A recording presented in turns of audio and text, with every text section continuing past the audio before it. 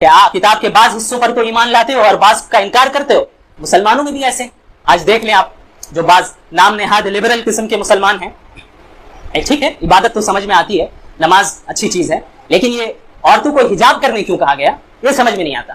نہیں, یہ تو ہماری عقل کے موافق نہیں. آج کے زمانے میں یہ قابل قبول نہیں. 1500 سال پہلے کا حکم ہے, آج کے زمانے میں اس کو کیسے امپلیمنٹ کیا جا سکتا ہے؟ تو ٹھیک ہے عبادت ٹھیک ہے, روزہ رکھیے, نماز پڑھیے, لیکن یہ حجاب والا مسئلہ سمجھ میں نہیں آتا. یہ تو عورتوں کو ڈیگریڈ کرنا ہے, ان پر ظلم کرنا ہے. حالانکہ حجاب ظلم نہیں ہے, یہ تو عورت کی بلندی ہے. اسلام عورت کو عزت دینا چاہ رہا ہے. جو نام نہاد لبرل قسم کے لوگ ہیں, مسلمانوں میں ہو غیروں میں ہو, یہ وہ عورتوں کو جو دکھانا چاہتے ہیں, ان کے ذہن میں یہ بات ڈالنا چاہتے ہیں کہ آپ حجاب کے بغیر جب بازار میں آئیں گی تب یہ آپ کی حریت کی دلیل ہے, آپ کی آزادی کی دلیل ہے. آپ جتنا شارٹ پہنیں گی کپڑا آپ اتنی زیادہ آزاد ہیں. حالانکہ اس کے پیچھے ان کی خواہشات ہیں, ان کے ڈیزائرز ہیں, جو وہ اپنی شہوت کا ہدف عورتوں کو بنانا چاہتے ہیں. لیکن انہوں نے یہ حیلہ اختیار کیا ہے کہ عورتوں کو یہ بتایا جائے کہ آپ حجاب کے بغیر جب بازار میں آئیں گی تبھی آپ کی عزت ہے, ورنہ یہ اسلام تو آپ کو ڈیگریڈ کر رہا ہے. تو آپ کو کیا لگتا ہے کہ بغیر حجاب کے جب آپ بازار میں جائیں گی تو یہ لوگ آپ کو عزت دیں گے؟ سینکڑوں درندوں کی نظر آپ پر پڑے گی, اور اسلام کی نظر میں آپ اتنی بلند ہیں, آپ کا مرتبہ اتنا اونچا ہے کہ اسلام یہ نہیں چاہتا کہ ان درندوں کی گندی نظر آپ پر پڑے. تو یہ تو ماڈیسٹی کی بات ہے, یہ کوئی ڈیگریڈ کرنا نہیں ہے.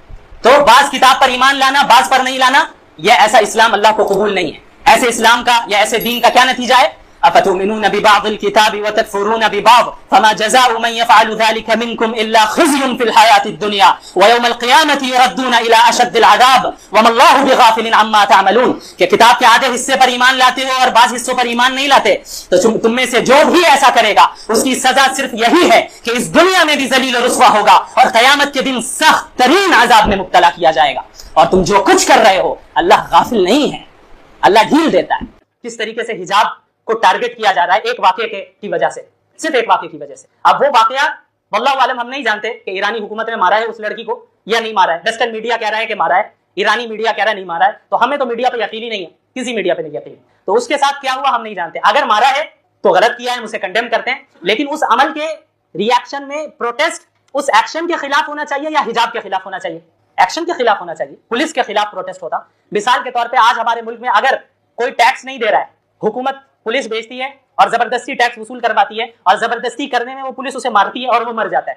تو اب ہم پروٹیسٹ پولیس کے خلاف کریں گے یا ٹیکس کے قانون کے خلاف کریں گے؟ پروٹیسٹ پولیس کے خلاف ہوگی کہ بھائی ٹیکس ہے ٹھیک ہے, لیکن قانون یہ طریقہ نہیں ہے وصول کرنے کا.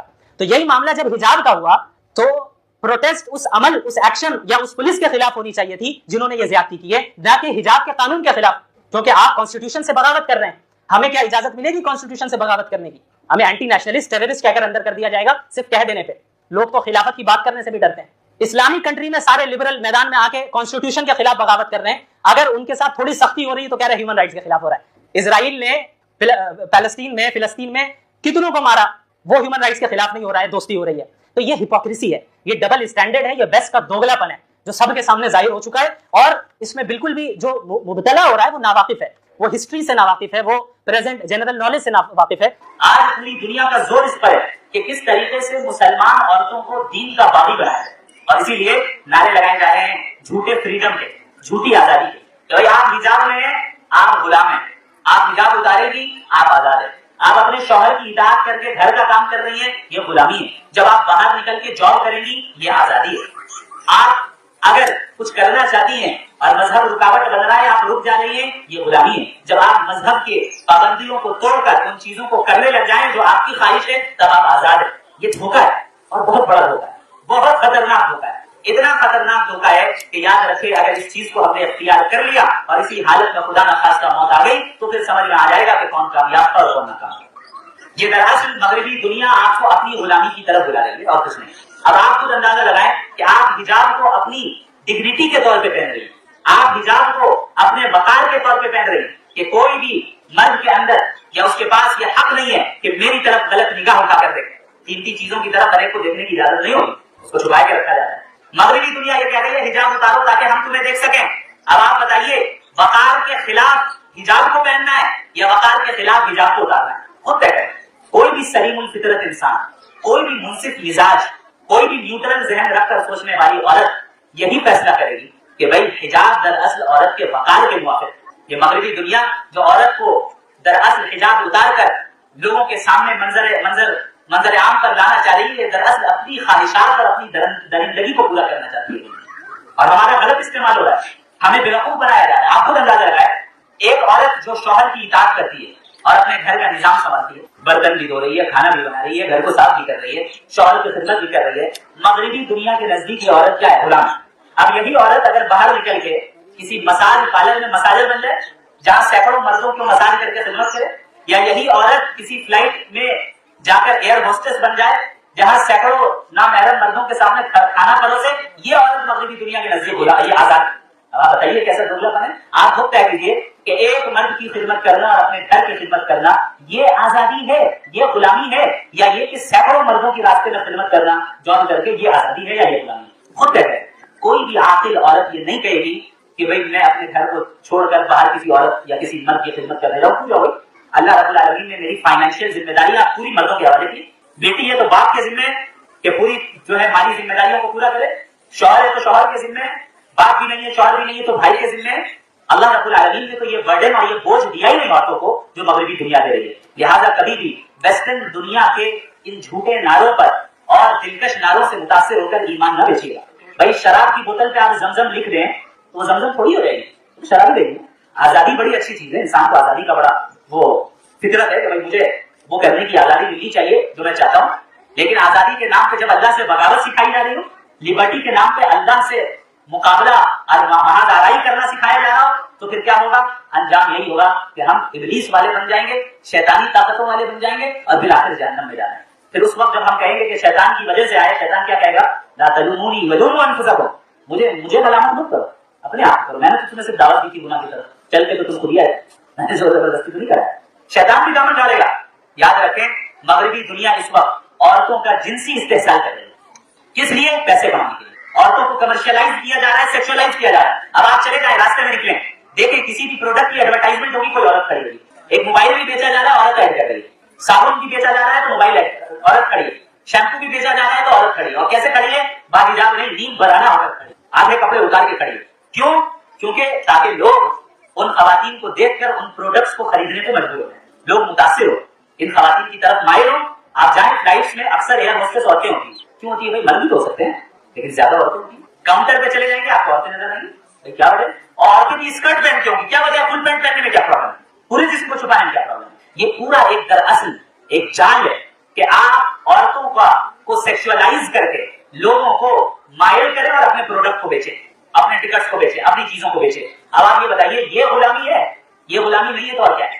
کہ ہم چند کمپنیوں کے لیے، چند کمپنیوں کے پروڈکٹس کو بیچنے کے لیے اپنے جسم کی نمائش کریں، یہ حقیقی غلامی ہے۔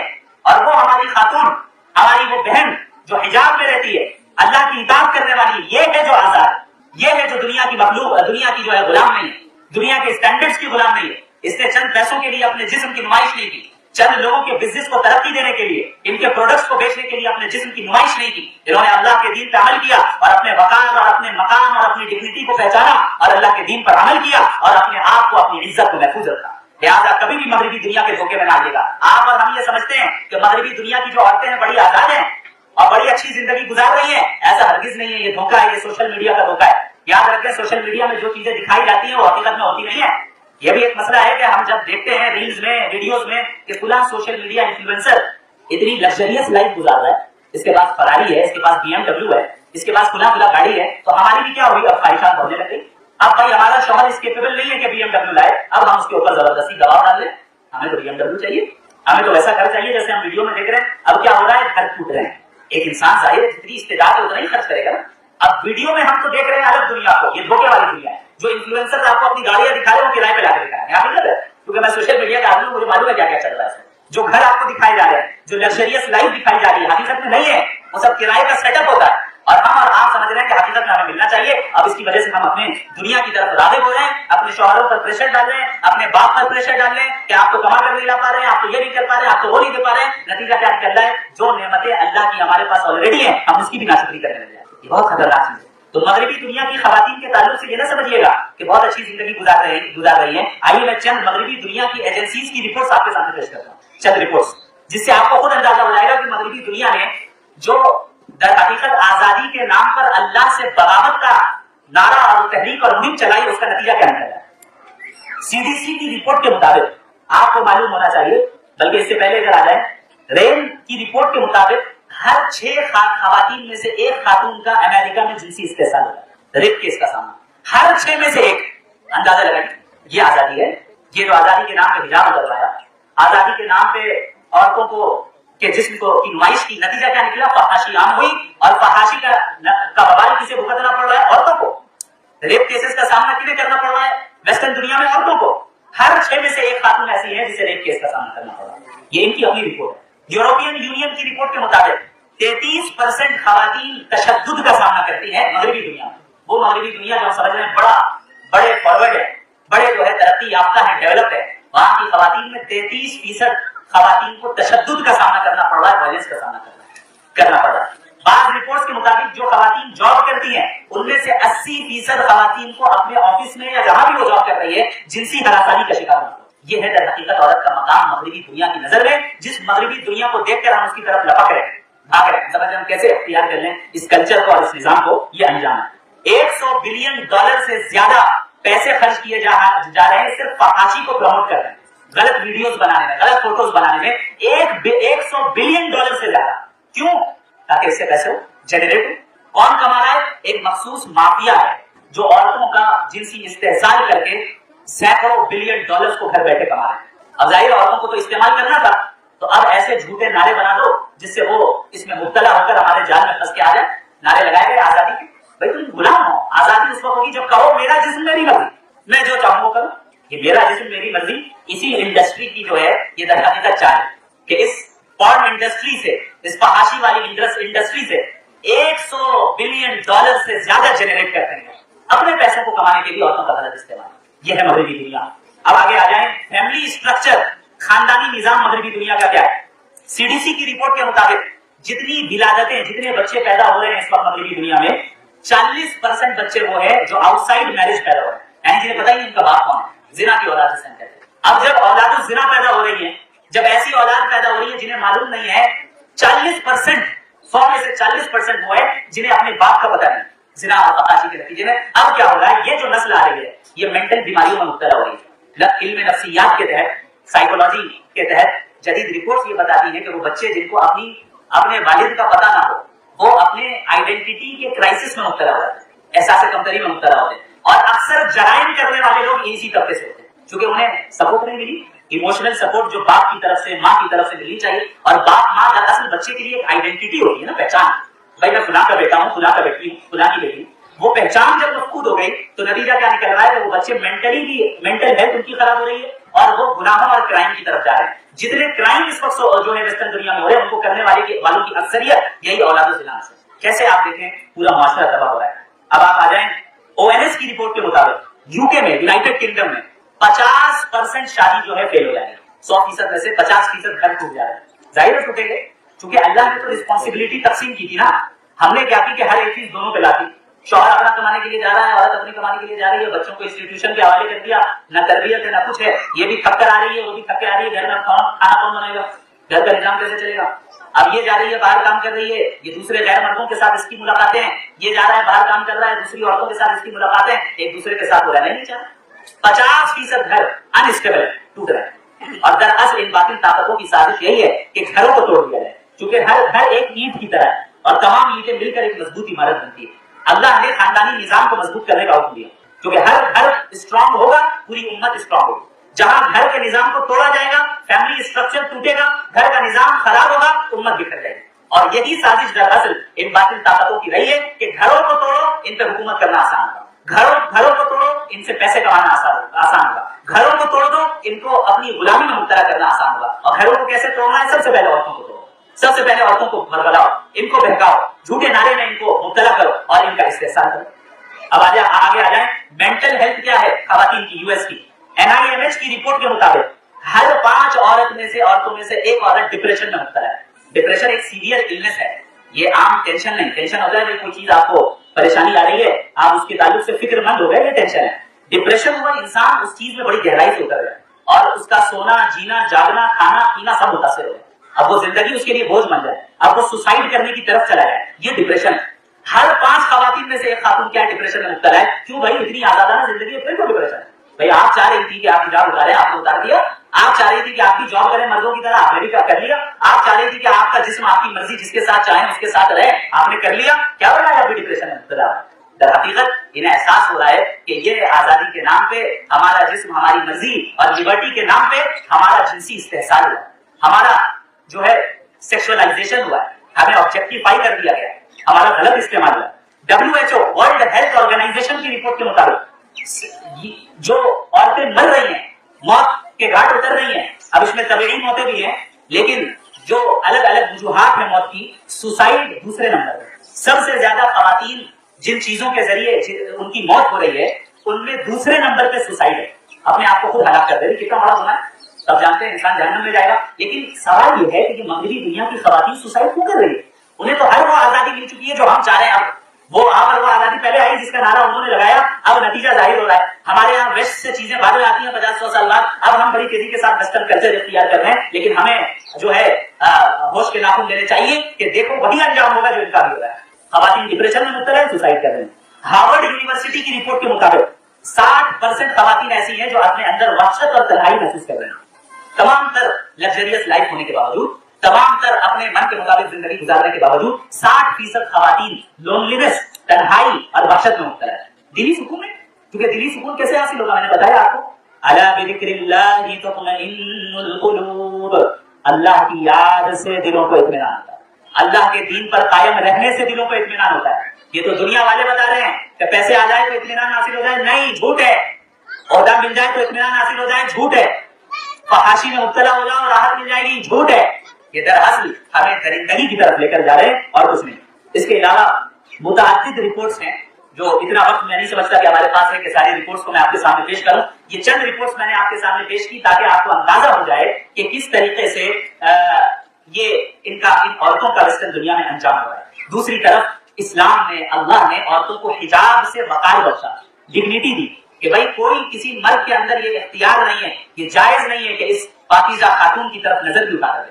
یہ اتنی قیمتی ہے کہ ہر ایک ان کا کوئی جنسی استحصال کر لے, یہ جائز نہیں. اسلام نے عورتوں کے لیے شادی کا نظام رکھا جو دراصل اس کے لیے پروٹیکشن ہے, اس کی حفاظت ہے. شوہر اس بات کا پابند ہے کہ اس کے حقوق ادا کرے اور اس کی حفاظت کرے, پروٹیکٹ کرے. اللہ کے نبی نے فرمایا صلی اللہ علیہ وسلم, خیرکم لأہلہ وانا خیرکم لأہلی, تم میں سب سے زیادہ بہترین شخص وہ ہے جو اپنی عورتوں کے ساتھ حسن سلوک کرے, اپنی بیویوں کے ساتھ حسن سلوک کرے, اپنے گھر والوں کے ساتھ حسن سلوک کرے, اور میں سب سے زیادہ تم میں اپنے گھر والوں کے ساتھ حسن سلوک کرنے والا ہوں. اللہ کے نبی نے بار بار فرمایا استوصوا النساء بخیر, لو عورتوں کے ساتھ اچھا معاملہ کرنا. میں عورتوں کے لیے اچھی نصیحت کر کے جا رہا ہوں, میں عورتوں کے ساتھ تمہیں حکم دے رہا ہوں کہ ان کے حقوق کی ادائیگی کرو. اتقوا اللہ فی النساء, اتقوا اللہ فی النساء, اتقوا اللہ فی النساء. عورتوں کے معاملے میں اللہ سے ڈرتے رہنا, عورتوں کے معاملے میں اللہ سے ڈرتے رہنا, عورتوں کے معاملے میں اللہ سے ڈرتے رہنا. بار بار نبی کریم نے فرمایا صلی اللہ علیہ وسلم کہ عورتوں کی حفاظت, ان کے وقار کی حفاظت, ان کی عزت کو بچایا جائے. لہذا اس چیز کو آپ سمجھیں, اسلام نے جو آپ کو مقام دیا ہے وہ کسی اور مذہب یا کلچر نے نہیں دیا.